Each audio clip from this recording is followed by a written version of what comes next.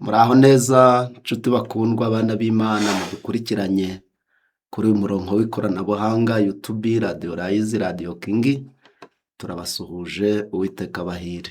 Rero ni byiza ko bukeye tukaba dushimye Imana, izina ry'Imana rihabwa icubahiro. Tugiye kwigana ijambo ry'Imana. Amazina nitwa Shimwarugira Placide, mubwirizabutumwa bwiza bw'ivugurura n'ubugorozi. Reka rero mbere ya byose kuko ari iby'Imana tugiye kuvuga, reka dusenge. Data wera ukiranuka uri mu ijuru, tugutamba igitambo c'ishimwe, izina ryawe rihabwa icubahiro. Imbabazi zawe zabanye natwe, ushimye ko tuba tugihumeka muri uyu munsi.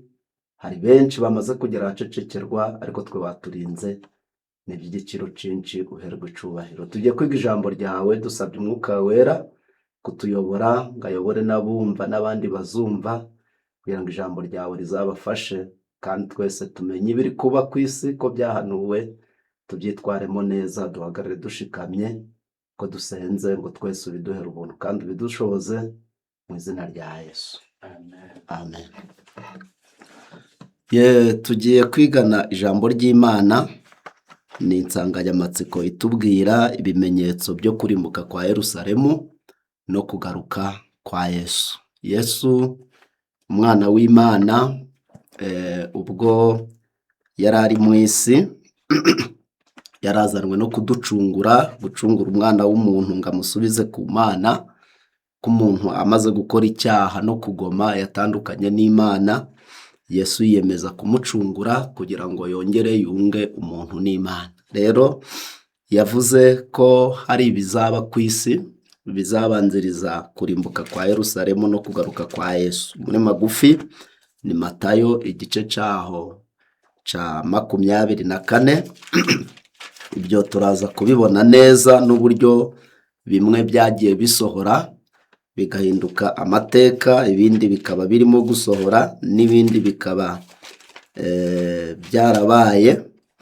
Ubwo rero niyo mpamvu dusabwa gusobanukirwa n'ibi bintu. Ijambo ry'Imana muri Matayo 24 hatubwira ibizabaho mbere y'uko imperuka igera. Haranditse ngo ibimenyetso byerekana kurimbuka ku Yerusalemu no kugaruka kwa Yesu. Yesu asohoka mu rusengero, akigenda abigishwa be baramusanga, bashaka kumwereka imyubakire y'urusengero. Arababwira ati, ntimurebe ibi byose, ndababwira ukuri yuko aha hatazasigara ibuye rigeretse ku rindi ritajugunywe hasi. Ariko haravuze ngo Yesu asohoka mu rusengero. Ntabwo twakwiga iki gice tutavuze gatoya ku mpamvu Yesu yasohotse mu rusengero, kuko yari yaraje gucungura isi, harimo n'ubwoko bw'Abayuda cyangwa se abana b'Isirayeli bari barahawe isezerano n'Imana, ariko ntibamumenya, baramwanga. Yesu muri Matayo 23 iryo shanga ararireka atandukana naryo. Turabisoma muri Matayo 23:37 uko byagenze. Yesu ari gutandukana n'urusengero, atandukana n'abakuru bari bakuriye urwo rusengero, atandukana n'imihango yakorerwaga muri urwo rusengero. Yesu aranditse ngo, Yerusalemu, Yerusalemu wica abahanuzi ugatera amabuye abagutumweho, ni kangahe nshaka kubundikira abana bawe nk'uko ibundikira imishwi yayo mu mababa yayo, ntimunkundire? Dore inzu yanyu muyisigiwe ari umusaka. Ndababwira yuko mutazambona uhereye none ukageza ubwo muzavuga muti, hahirwa uje mu izina ry'Uwiteka. Yesu mu ntambara ikomeye yagiranye n'ishanga ry'Abayuda, abatambyi, kuko bari banze Imana, bakaba bari gukurikira indamu zabo aho kugira ngo bakore imirimo Imana yari yarabategetse. Banga Yesu kandi ari we wari waje kubacungura. ijambo ry'Imana ritubwira ko Yesu noneho mu ntambara yarwanye abemeza iby'ibyanditswe, ababwira ko ari we Mesiya uzaza, noneho yatandukanye nabo. Aha niho dusoma kugira ngo mumenye impamvu yari atandukanye n'urusengero, nuko bari bamaze kuyoba, bamaze gutandukana n'ijambo ry'Imana.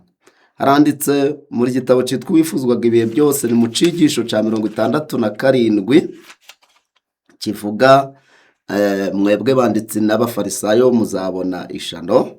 Haranditse ngo imitima myinshi yagombaga kubika nk'ubutunzi amagambo y'ukuri yavaga mu kanwa k'Umukiza kuri uwo munsi utazibagirana. Ayo magambo yazanye muri bo ibitekerezo bishya n'imigambi mishya. Ikindi gitekerezo gishya cyari gitangiye nyuma yo kubambwa no kuzuka kwa Kristo. Abo bantu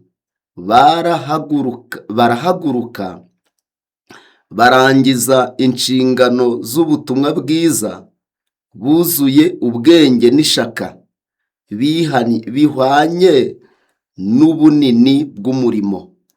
Ukuri kw'amagambo ya Kristo kwari kurimo ubutumwa bwakabakabye ku mitima, maze bweyura imigenzo ya kera yari yarasigingije imibereho y'abandi ibihumbi. Imbere y'ubuhamya bwabo, inyigisho n'ubwenge bwa kimuntu byagaragaraga nk'imigani itagira umumaro. Amagambo y'Umukiza yagize ingaruka nini mu nteko y'abantu. Bari bumiwe kandi bafashwe n'ubwoba igihe bamutegaga amatwi mu rusengero rw'i Yerusalemu. Ariko Isirayeli nk'ishanga ryanze Imana yaryo, amashami kavukire y'umwelayo yari yarahwanyutse. Yongera guterera akajisho bwa nyuma mu rusengero imbere, maze Yesu avuga amagambo ababaye ngo, dore inzu yanyu muyisigiwe ari umusaka. Ndababwira ko mutazambona uhereye none ukageza ubwo muzavuga muti, hahirwa uje mu izina ry'Uwiteka. Kugeza ico gihe Yesu yitaga urusengero inzu ya se, ariko uhereye ubwo Umwana w'Imana yari amaze gushingura ikirenge arenze inkuta zarwo, ubwiza bw'Imana bwari bwigendeye by'iteka ryose buvuye kuri urwo rusengero rwari rwarubakiwe kuyihesha icubahiro. Guhera uwo munsi imihango yajaga kuhakorerwa yose nta busobanuro yari ifite, kandi imirimo yaho yari ihindutse urukozasoni. Nshuti bakundwa, abana b'Imana, mu ntambara nyinshi Yesu yarwanye n'idini ryari rimaze kuyoba, bakanga Yesu, bakanga Umukiza. Yesu yatandukanye n'urwo rusengero. Byatangaje abigishwa be, kuko nabo bari baratwawe n'urusengero n'uburyo rwari rwiza n'uburyo rwari rutatse. Ariko Yesu ababwira ijambo rikomeye, ababwira ko nta buye rizasigara rigeze ku rindi, ibuye rizasigara ku rindi rigeretse ku rindi ritajugunywe hasi. Urwo rusengero rero nibyo tugiye kwiga uburyo rwaje gusenwa mu mwaka wa 70, maze ubuhanuzi burasohora. Niyo mpamvu Yesu ubwo yasohokaga muri urwo rusengero ngaja ku musozi, hanyuma abigishwa be barahamusanga, noneho baramubaza ibibazo bitatu. Arababwira ati, abigishwa be baramusanga bashaka kumwereka imyubakire y'urusengero. Arababwira ati, ntimurebe ibi byose, ndababwira ukuri yuko aha hantu hatazasigara ibuye rigeretse ku rindi ritajugunywe hasi. Yicaye ku musozi wa Elayono abigishwa baza ahari biherereye, baramubaza bati tubwire, ibyo bizaba ryari, n'ikimenyetso cyo kuza kwawe n'icy'imperuka y'isi ni ikihe? Babajije ibintu bitatu. Babajije Yerusalemu izasenywa ryari, izarimbuka ryari, none ikimenyetso cy'imperuka ni ikihe, kandi n'ikimenyetso cyo kuza kwa Yesu ni ikihe?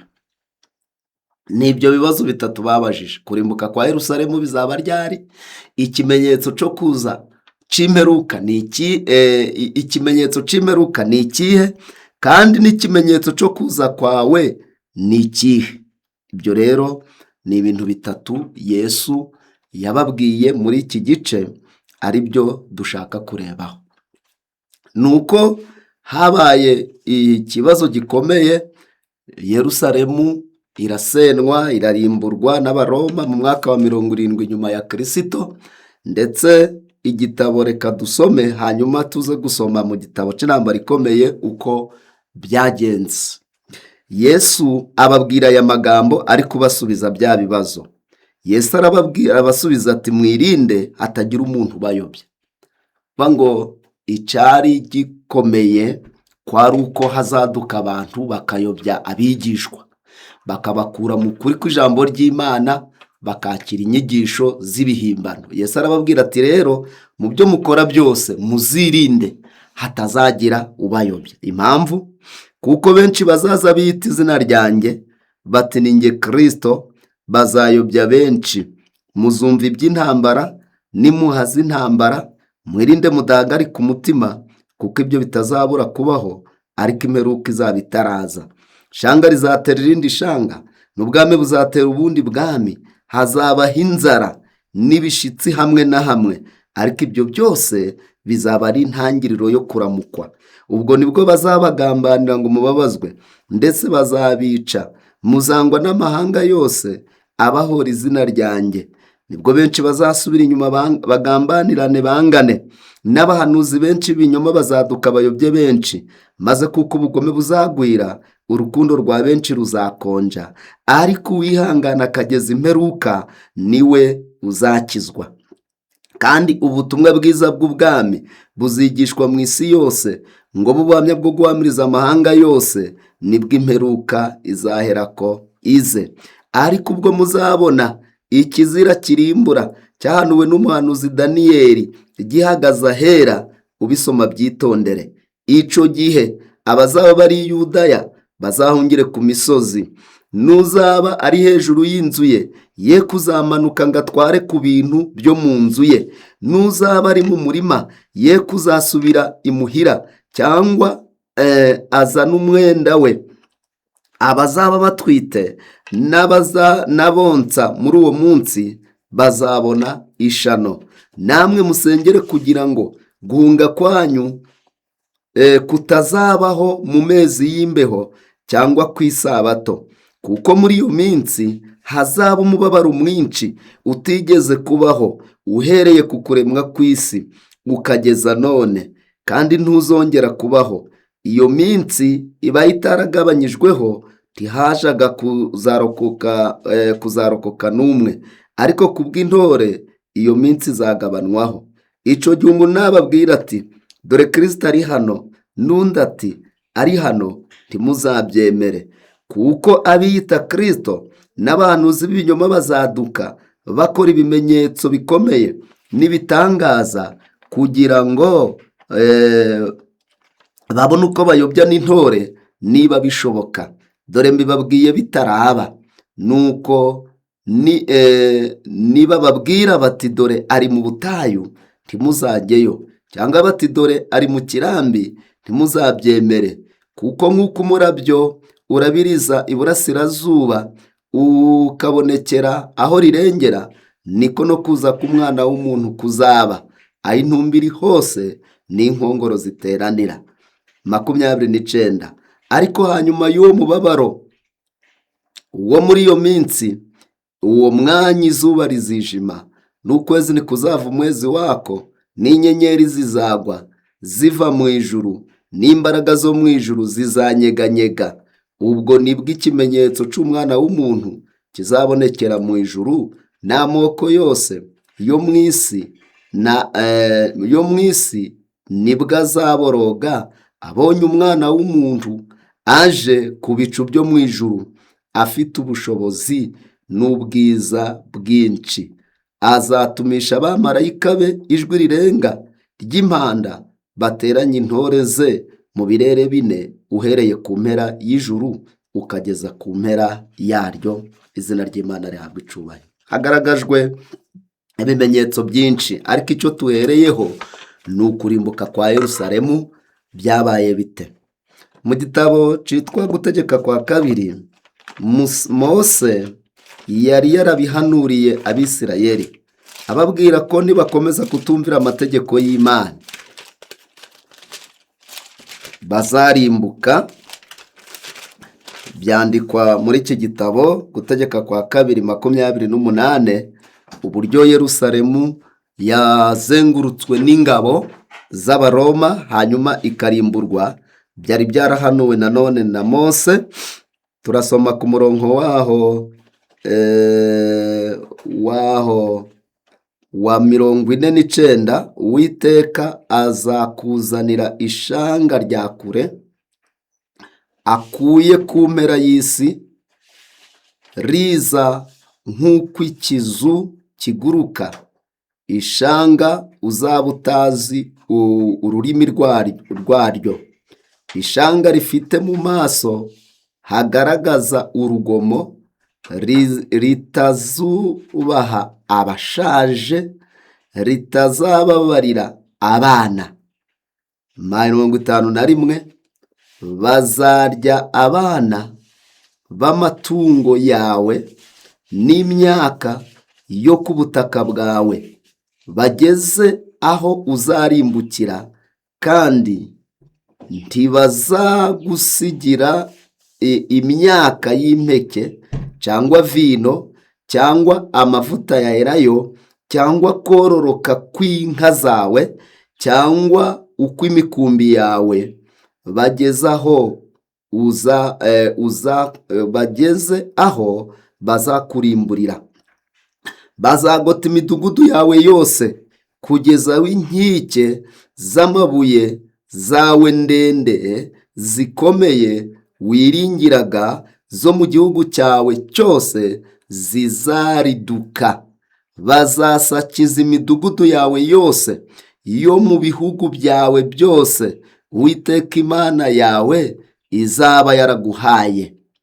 53, uzarya imbuto zo mu nda yawe, inyama z'abahungu bawe n'abakobwa bawe Uwiteka Imana yawe izaba yaraguhaye kubwo kugotwa no gusakizwa. Ababisha bawe bazagusakiza. Umugabo wo muri mwe wadamaraye akarushaho kumenyera kugubwa neza gusa, azarebana imbabazi nke mwene se w'umugore aseguye n'abana basigaranye bakiriho, ye guha n'umwe muri bo ku nyama z'abana be azaba aririye, kuko ari ntacyo azaba asigaranye. Nubwo kubwo kugotwa no gusakizwa, ababisha bawe bazagusakiza mu midugudu yawe yose.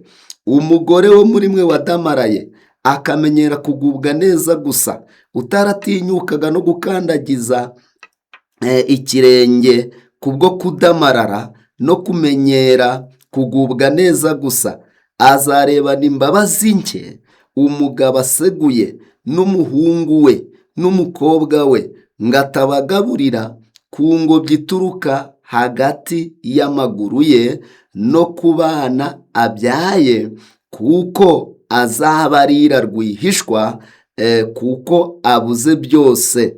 Kubwo kugotwa no gusakizwa, ababisha bawe bazagusakiza mu midugudu yawe. Nutitondera amagambo yose y'aya mategeko yanditswe muri iki gitabo, ngo utinye iri zina ry'icyubahiro riteye ubwoba, ni ry'Uwiteka Imana yawe. Uwiteka azaguteza wowe n'urubyaro rwawe ibyago by'uburyo butangaza bikomeye bizakubaho akome, n'indwara zikomeye zizakubera akarande. Ijambo ry'Imana ritweretse ko Mose yari yarahanuriye ubwoko bw'Abisirayeli ko bazarimbuka kugeza ubwo umubyeyi ariye umwana abyaye n'ingobyi, ndetse akabarya yihishe kugira ngo adaha ku mugabo we, adaha ku bana be bandi, kuko ngo azaba ntaco asigaranye. Ibyo rero nshuti bakundwa byarasohoye. Ushobora kubyumva ugatekereza tusi ibyo bishoboka bite? Ni gute umubyeyi yarya umwana we? Ariko cyangwa se ugatekereza ko abo babyeyi batari bafite imbabazi. Nshuti bakundwa, mu kurimbuka kwa Yerusalemu habaye ibintu bidasanzwe. Mu gitabo cyitwa Amaganya ya Yeremiya ushobora kuvuga uti abo babyeyi ahari nta mbabazi bagiraga, ahari ntibakundaga abana babo, ariko igitabo kitubwira ko ngo bari ababyeyi b'imbabazi. Mu Maganya ya Yeremiya igice cya 4 n'umurongo waho dusoma ni uwa 10, haranditse ngo, ariko reka duhere ku murongo waho wa 9. Abicwa n'inkota bapfa neza kuruta abicwa n'inzara, kuko bo bapfa urupfu n'agashinyaguro bitewe no kubura umwero w'imirima. Abicwa n'inkota ngo bapfa neza kuko bagutera inkota umwuka ugahera, ariko uwicwa n'inzara arananuka, arakonda, aradara, mbese agira umubabaro mwinshi kuruta kwicwa n'inkota. Nibyo byabaye mu gihe cyo kugotwa kwa Yerusalemu.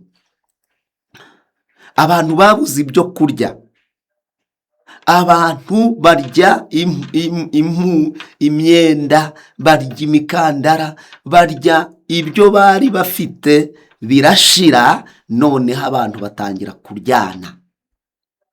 Namwe murumva ko abari bafite imbaraga baryaga abatazigira, abasaza, abana, ubwo bari bafite ibibazo muri ico gihe.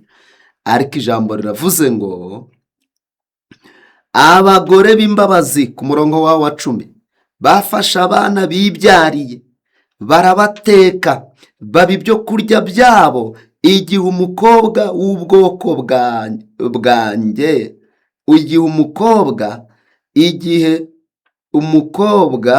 igihe umukobwa w'ubwoko bwanjye arimbutse. Uwiteka yashohoje uburakari bwe, yasutse umujinya ukaze, kandi yakongeje umurimo muri Siyoni, atwika imfatiro zaho. Bavandimwe bana b'Imana, Yerusalemu yararimbutse, irangije hapfuye abantu benshi. Ikibabaje n'igitangaje ni abantu bariye abana babo, ababyeyi, umugabo akarya abana be. Murumva ko inzara yari nyinshi, niyo mpamvu bari barahawe umuburo, baburirwa ko Yesu ababwira umuburo uteye ubwoba ko nibabona ikizira c'umurimbuzi ngo cahanuwe n'umuhanuzi Daniyeli gihagaze ahera, ubisoma abyitondere. Ico kizira c'umurimbuzi se ni ikihe? Muri iyo minsi cyari gihagaze ahera. Mu gitabo ca Luka bavuze ko ari ingabo. Ubwo Yerusalemu yagombaga kuba igoswe n'ingabo, ngo cabaga ari ikimenyetso ko ikizira c'umurimbuzi gihagaze ahera, abahunga bagombaga guhunga. Baravuze ni muri Luka igice ca 21 murongo n'uwa 20, kurimbuka kwa Yerusalemu. Anari byo biboneka muri Matayo 24 uhereye ku murongo wa 15. Haranditse ngo, ariko ubwo muzabona i Yerusalemu hagoswe n'ingabo, muzamenye yuko kurimbuka kwawo kwenda gusohora. Ico gihe abazaba bari i Yudaya bazahungire ku misozi miremire, n'abazaba bari hagati muri Yerusalemu bazayivemo, n'abazaba bari imusozi ntibazayijyemo, kuko iyo minsi izaba ari iyo guhorerwamo ngo ibyanditswe byose bisohore. Abazaba batwite n'abonsa muri iyo minsi bazabona ishano, kuko hazaba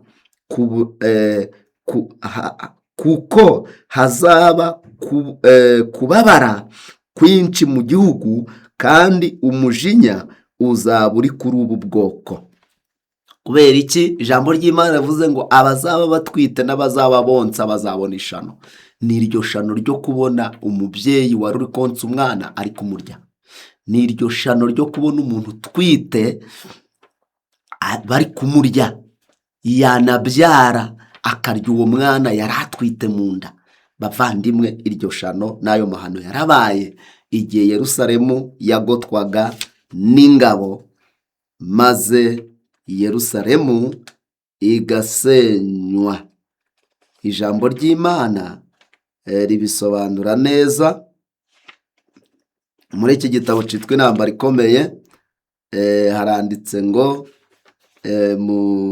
ku rupapuro rwaho ni urwa 24, haranditse ngo kuba Imana yarihanganiye ab'i Yerusalemu ntaco byabamariye, ahubwo byashimangiye Abayuda mu gutsimbarara ku kutihana kwabo, mu kwanga abigishwa ba Yesu no kubagirira nabi. Banze kwakira imbabazi ziheruka bari bahawe. Icakurikiyeho rero ni uko Imana yabakuyeho uburinzi bwayo, kandi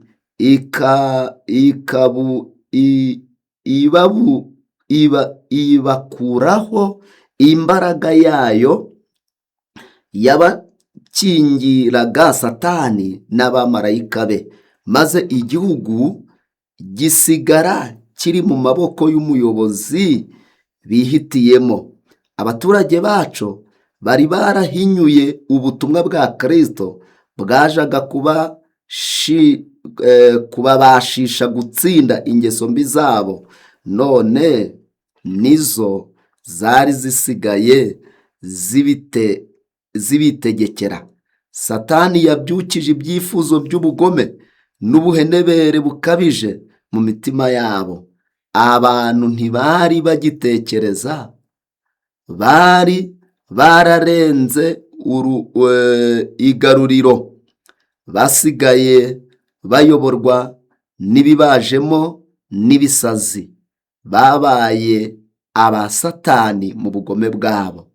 Mu miryango no mu gihugu cyose, mu bantu bo mu nzego zo hejuru n'abo mu zo hasi, hariho kutizerana, kugererana ishari, kwangana, amakimbirane, ubwigomeke ndetse n'ubwicanyi.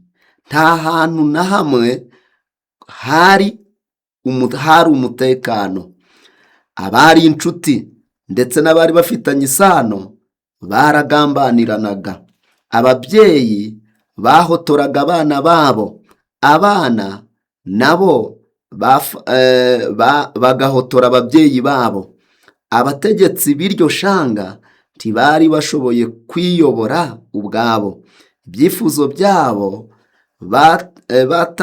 batashoboraga gutegeka byari byarabagize abategetsi b'abanyagitugu. Hepfo bakomeje bavuga aya magambo akurikira: bahawe umuburo ariko banga kumva. Hari umugabo wamaze imyaka 7 azenguruka utuyira two muri Yerusalemu, abwira abantu amahano yagombaga kugwira uwo mujyi. Ku manywa na nijoro yaririmbaga indirimbo y'agahinda ibabaje avuga ati: mwumve ijwi riturutse iburasirazuba, mwumve ijwi riturutse iburengerazuba, ijwi riturutse ku byerekezo 4, ijwi rivuga ibibi bizaba kuri Yerusalemu no ku ngoro y'Imana, ijwi rivuga ibibi bizaba ku bakwe no ku bageni, ijwi rivuga ibibi bizaba ku bantu bose. Uwo muntu utarasanzwe yarafunzwe kandi akubitwa ibiboko, ariko ntiyigeze abyivovotera na rimwe. Ku bitutsi bamutukaga no ku nabi bamugiriraga, yasubizaga igisubizo kimwe rukumbi, ababwira ati, Yerusalemu we, ugushije ishano, mugushije ishano bantu mutuye muri Yerusalemu. Yakomeje gutaka ababurira kugeza igihe yiciwe mu gitero yari yarahanuye ko kizabaho. Nta mukristo n'umwe waguye mu isenywa rya Yerusalemu.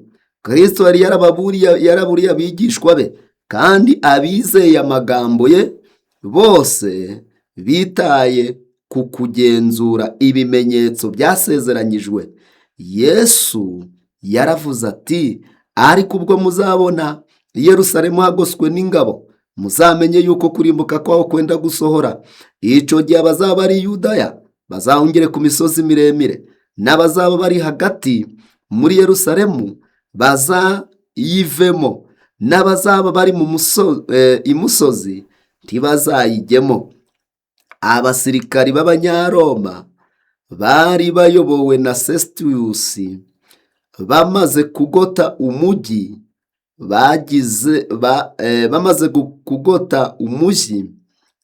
bagize batya bava mu birindiro byabo mu buryo butunguranye, mu gihe ahubwo cyari igihe cyiza cyo guhita bagaba igitero.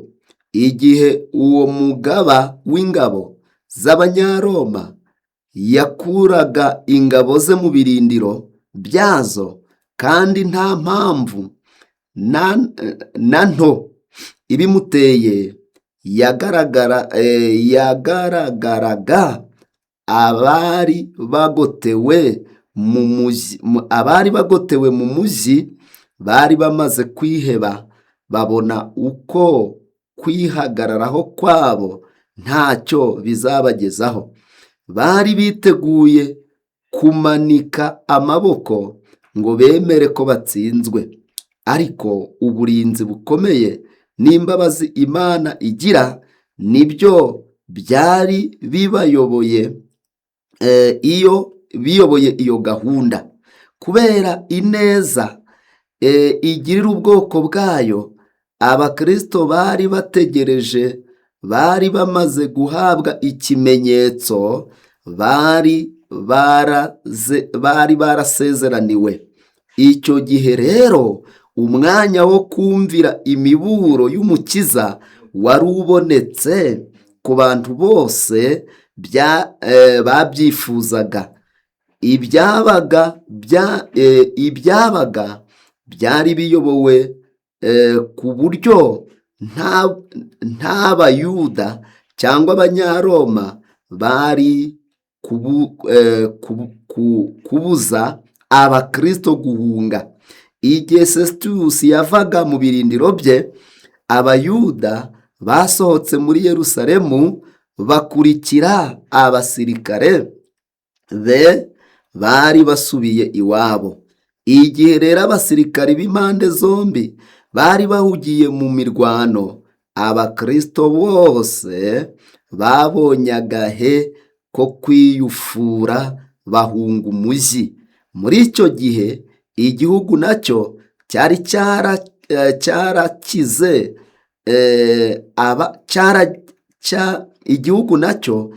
cyarakize abanzi bari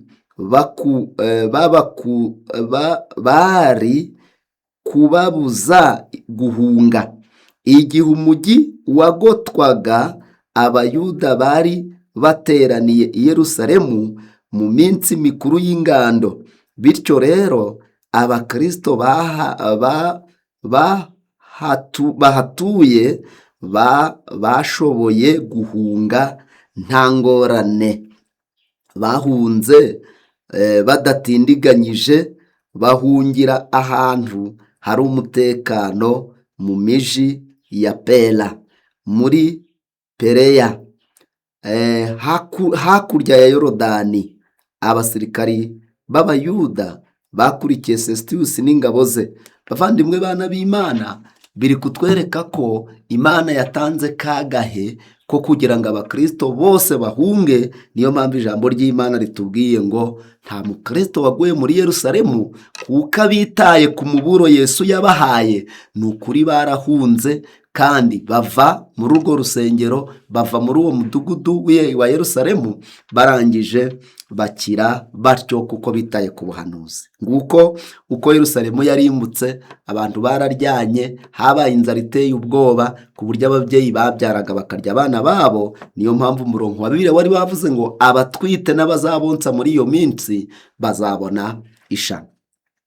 Yesu akomeza kuvuga noneho ibimenyetso bizakomeza noneho kuranga iherezo, kuranga Yerusalemu gusenyuka, nibyo tuvuyeho, ariko yavuze n'ibindi bimenyetso bizakurikira kugira ngo Yesu abone kuza. Muri Matayo 24 yababwiye andi magambo, arababwira ati ikimenyetso cyo kuza kwawe n'ic'imperuka y'isi ni ikihe? Yesu yatanze ibimenyetso bizabaho mbere y'uko aza, ariko ijambo rikomeye yavuze ko hari ibimenyetso bizaboneka ku butaka, hari ibimenyetso bizaboneka mu kirere, hari ibimenyetso bizaboneka mu bantu muri rusange, hari ibimenyetso bizaboneka ku nyanja. Ibyo byose tugenda tubibona mu gitabo cyitwa Ibyaduka byo mu minsi y'imperuka. Handitse aya magambo dusomamo, atubwira aya magambo. Haranditse hatya hati hahanuwe mu bantu ko hazaba ibiteye ubwoba, ndetse Yesu yavuze ko hazaba n'abahanuzi b'ibinyoma.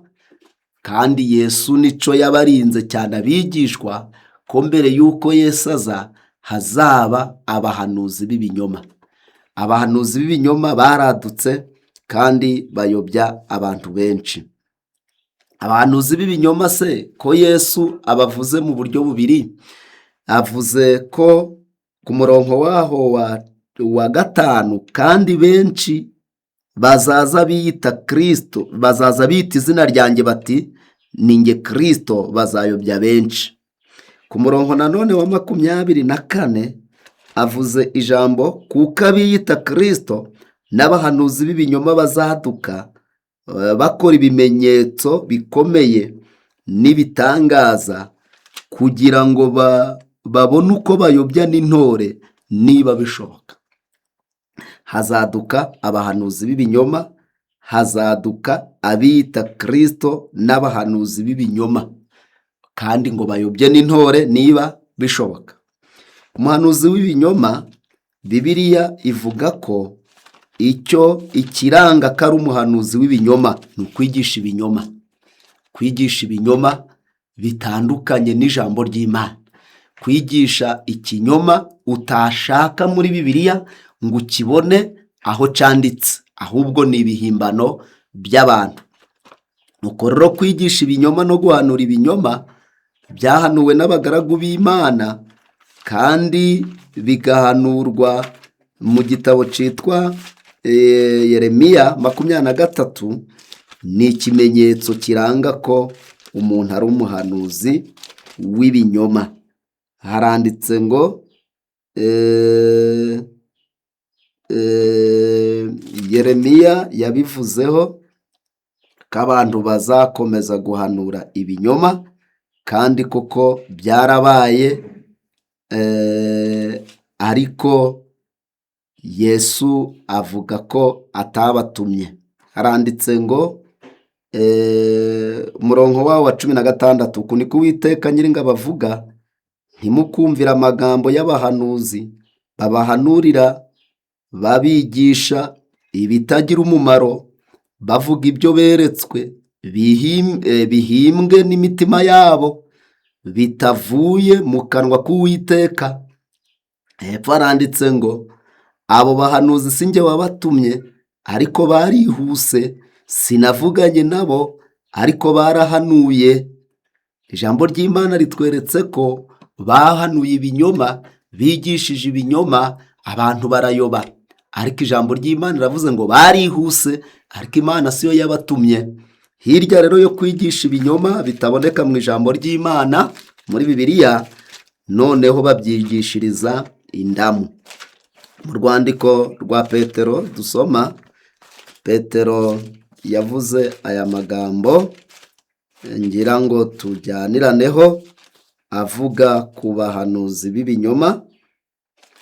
Urwandiko rwa kabiri rwa Petero handitse aya magambo.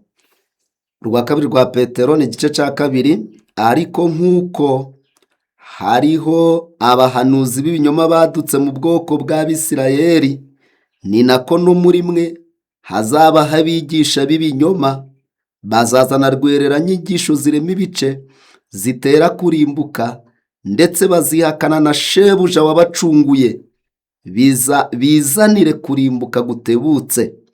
Umurongo ni uwa 2. Ingeso zabo z'isoni nke benshi bazazikurikiza, batukisha inzira y'ukuri, kandi irari ryabo rizabatera gushaka indamu kuri mwe, bababwiye amagambo y'amahimbano, ariko iteka baciriwe uhereye kera ntirizatinda, no kurimbuka kwabo ntiguhunikira. Ijambo ry'Imana ritweretse ko abazahaguruka bakigisha ibinyoma, bagahanura ibinyoma, ngo bazaba bayobowe n'irari ryo gushaka indamu. Irari ryo gushaka indamu ku bantu b'Imana, ku bizera, ku bavuga ko bagiye mu ijuru. Iryo rari ku bahanuzi n'abigisha ririho ndetse n'uyu munsi, ariko ngo ni iryo gushaka indamu. Byakomeje guhanurwa mu gitabo cya Mika igice cya 3 umurongo wa 5 n'uwa 11.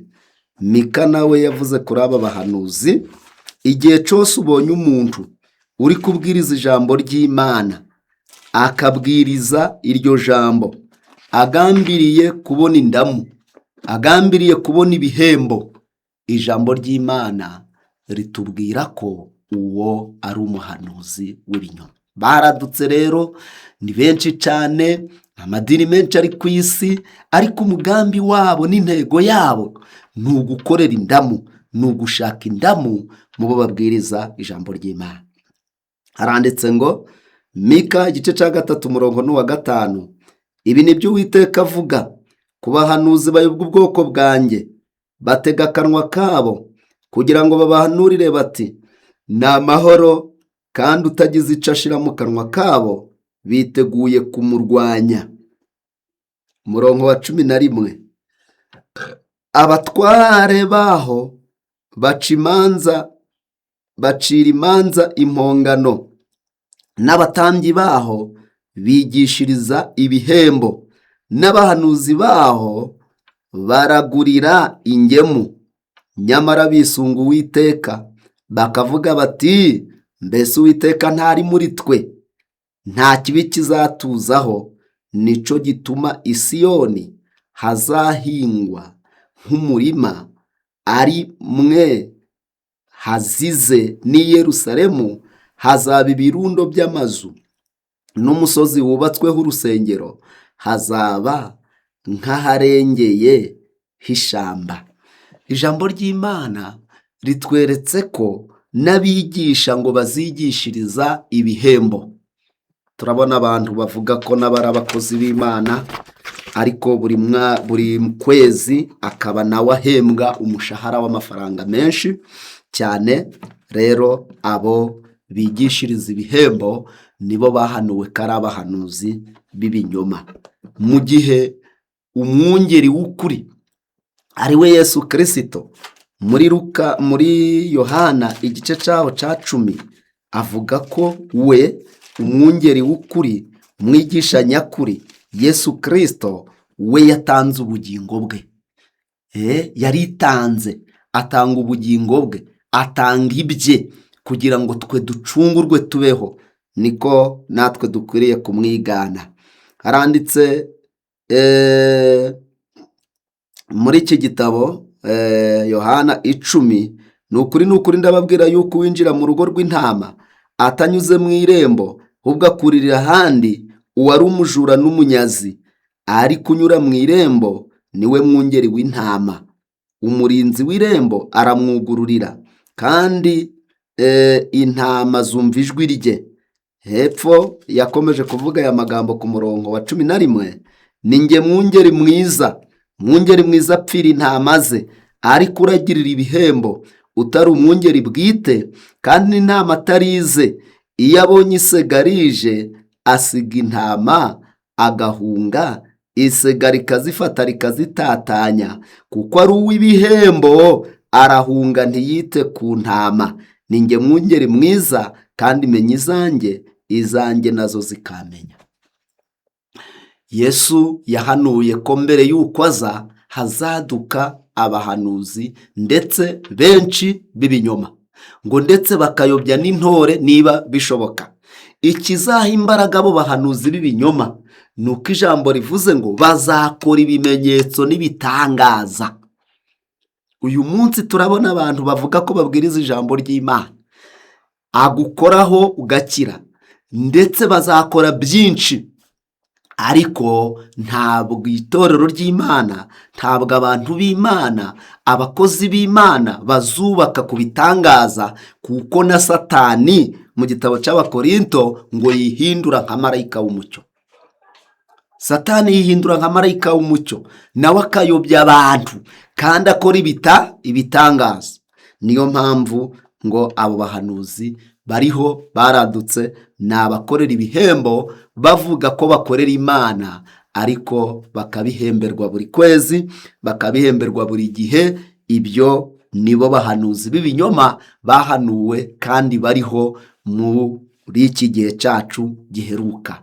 Muvandimwe, uramenye ntuyobwe nabo, ngo aho kugira ngo bite ku ntama biyitaho ubwabo. Rero Yesu nibyo yababwiye ngo mwirinde hatagira ubayobya. Dukwiriye kubaka ku ijambo ry'Imana, kuko ijambo ry'Imana arirwo rufatiro rutayoba. Yesu yavuze ko hazaba muzumva impuha n'intambara. Intambara zarabaye kandi n'ubu ziraba. Muri izo ntambara ziri kubaho ku isi, zari zarahanuwe. Turasoma mu gitabo cyitwa Ibihamya, umuzingo waho wa mbere, ku rupapuro rwa 97, handitse aya magambo dusoma ko intambara ziri ku isi zarahanuwe mu bantu. Urupapuro rwa 97 haranditse ngo ni igihe cy'umubabaro, icyiciro cya 19. Nabonye haje umubabaro ukomeye cyane, uruta uwo twigeze duhura nawo.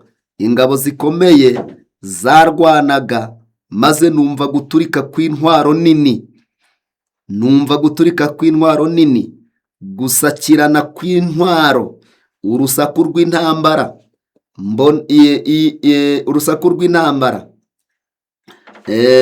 imbona nkubone, gutaka no gusenga kw'abapfa. Isi yari yuzuweho inkomere ndetse n'intumbi. Imiryango myinshi yari mu bwihebe, kandi cyane umubare munini wababazwaga no gukeneshwa n'ubugome. Ndetse ubu muri iki gihe hariho imiryango iri mu bukene, ariko ibyo bizagenda byiyongera. Nabonye mu maso ha benshi hasuherewe, kandi herekanaga gusonza. Nshuti bavandimwe, bana b'Imana, ijambo ry'Imana ritweretse ko intambara zizabaho zigateza inzara, abantu bagasonza, abantu bagapfa, abandi bakarwana, ingabo zigasakirana, ibyo byarahanuwe ko bizabaho, kandi Daniyeli 11 yarahanuwe ngo intambara n'ibyago bizarinda bigeza imperuka. Ngo rero ntidutekereze ko imbere ari heza, imbere ni habi, kuko ibyaduka bizagenda bikomeza kurushaho gusohora kandi bibabaza ubugingo bw'abantu. Si ibyo gusa, yeretswe umujakazi w'Imana, umuhanuzi Yesu yavuze ibizabaho, avuga ko izuba rizijima, avuga ko n'inyenyeri zizagwa, ndetse avuga ko hazabaho n'umutingito. Iryo jambo ryarasohoye, turasoma mu gitabo cyitwa Intambara Ikomeye. Ibyo nabyo byarabaye, ntabwo tukibitegereje. Mu gitabo cy'Intambara Ikomeye mu cyigisho cya 17 kivuga integuza za mu gitondo, handitse ko igishitsi cyabaye, ni ku rupapuro rwaho rwa 222, haranditse ngo ibyo bimenyetso byagaragaye mbere y'itangira ry'ikinyejana cya 19 mu rwego rwo gusohora k'ubuhanuzi mu mwaka w'1755 habayemo umutingito w'isi ukomeye bikabije utarigeze ubaho.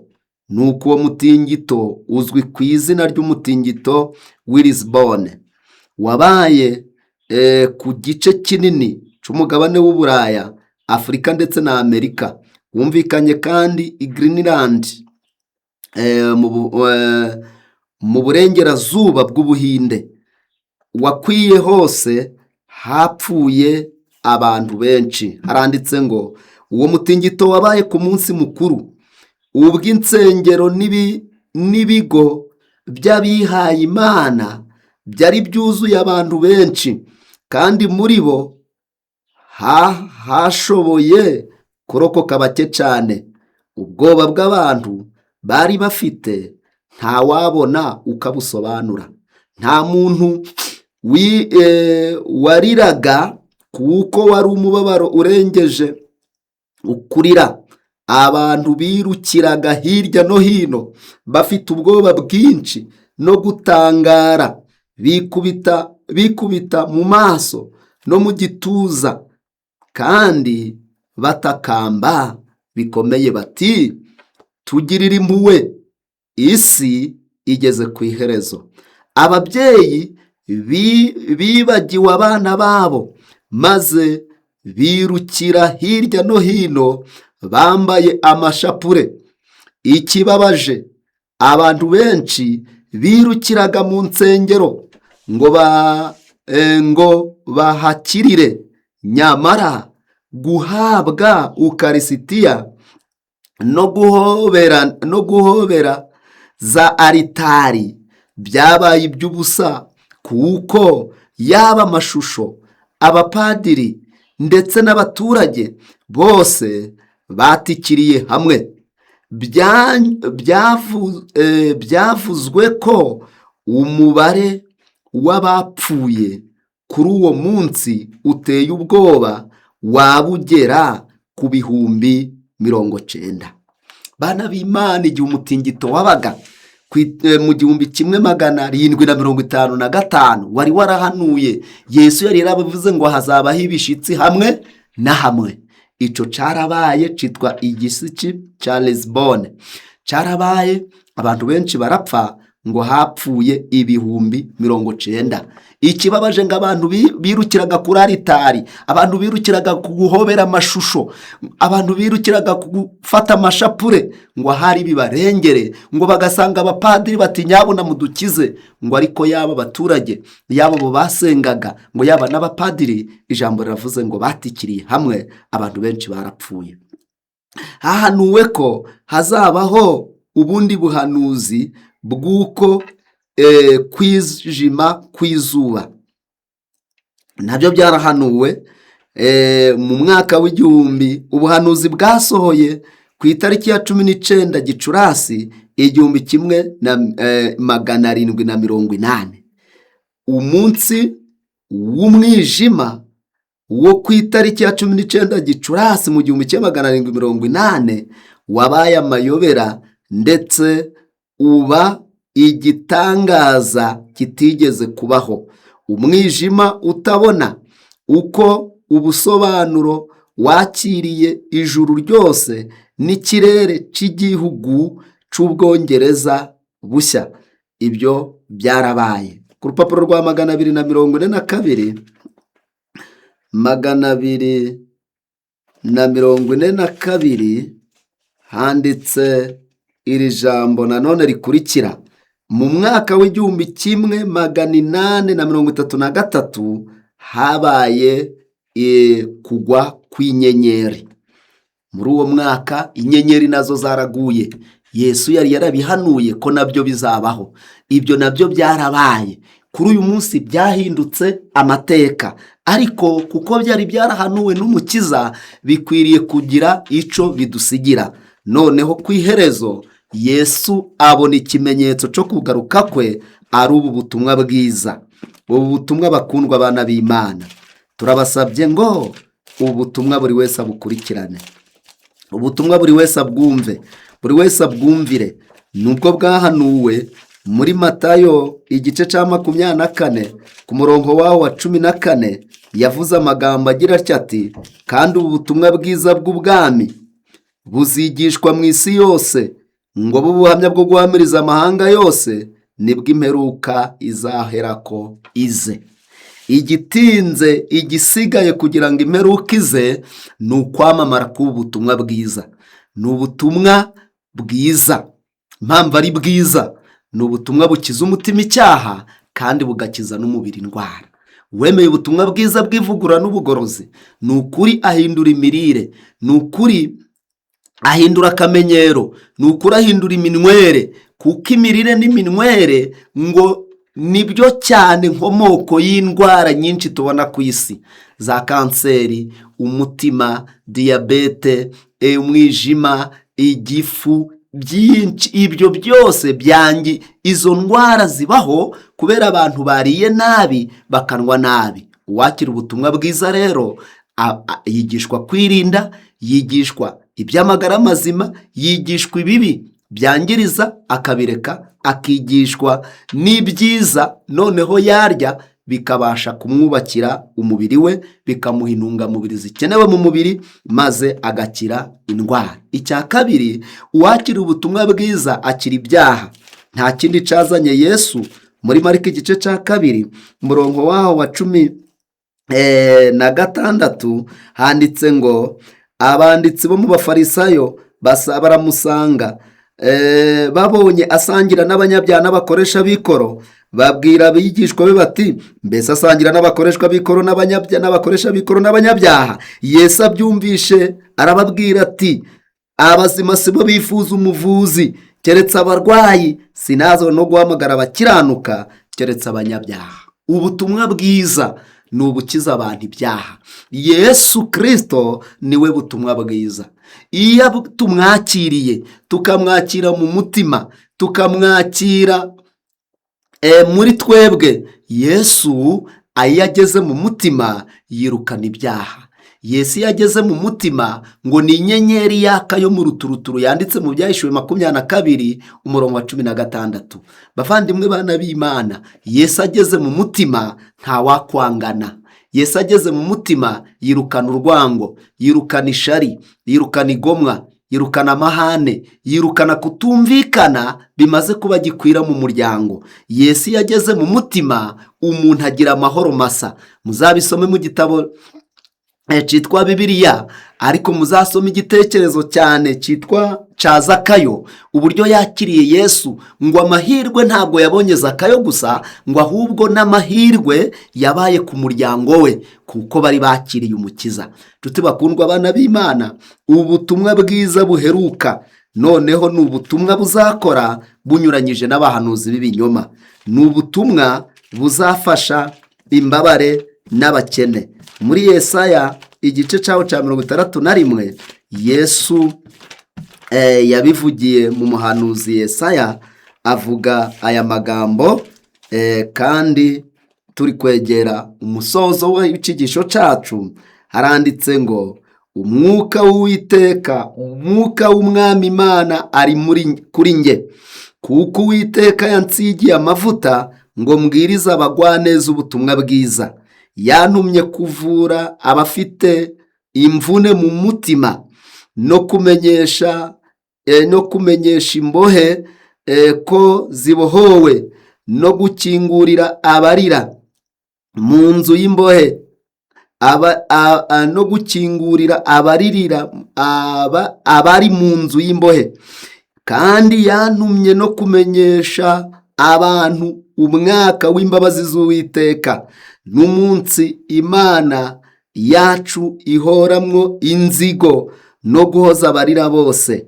Yantumye no gushiriraho itegeko ab'i Yerusalemu barira, ryo kubaha ikamba mu cyimbo cy'ivu, n'amavuta yo kunezerwa mu cyimbo cy'ubwirabure, n'umwambaro w'ibyishimo mu cyimbo cy'umutima wihebye, kugira ngo bahereko bitwa ibiti byo gukiranuka byatewe n'Uwiteka, ngo bimuheshe icubahiro. Nuko bazubaka ahasenyutse, bazubura amatongo yabanje kubaho, kandi bazasana imidugudu yasenyutse yamaze ibihe byinshi ari imyirare. Ni ukuri iri jambo ry'Imana ritweretse Yesu misiyo ye, umurimo wari waramuzanye mu isi kwari uguhoza abarira. Ni ubutumwa bufasha abatishoboye, ni ubutumwa bufasha abakene, ni ubutumwa bufasha impumyi, ibirema, abafite ingorane bose, ngo Imana yashizeho itorero ryayo ngo ribe igihome, ribe ndetse n'ubuhungiro bw'umuntu n'umunyabyaha. Bavandimwe bana b'Imana, ngo kuko ibyahanuwe byagiye bisohora, turi mu kimenyetso cya nyuma, aribwo butumwa bwiza. Reka buri wese abwiteho, reka buri wese abwakire, reka buri wese abugenderemo, buri wese abwakire mu mutima no mu muryango we, buzadushoboze guhagarara neza Yesu naza, tuzamusanganire. Imana ibidushoboze kandi biduhere ubuntu mu izina rya Yesu. Reka dusenge. Tukugireho umugisha Data wa twese muri uyu mwanya, uduhaye ijambo ryawe ritwereka uko ab'i Yerusalemu banze kumvira imiburo bakarimbuka. Watweretse n'ibimenyetso biranga igihe cyo kugaruka kwawe. Turi mu kimenyetso cya nyuma, aribwo butumwa bwiza. Uduhe kubwemera no kubwakira, bukorere mu mitima yacu, bukorere mu ngingo zacu, bukorere mu miryango yacu, kugira ngo tuzabone kurokoka, nuza guhemba no guhana, tuzagusanganire twishimye. Ngaho bidushoboze, Mwuka Wera bidushoboze, kuko tutabyishoboza. Mu izina rya Yesu, amen.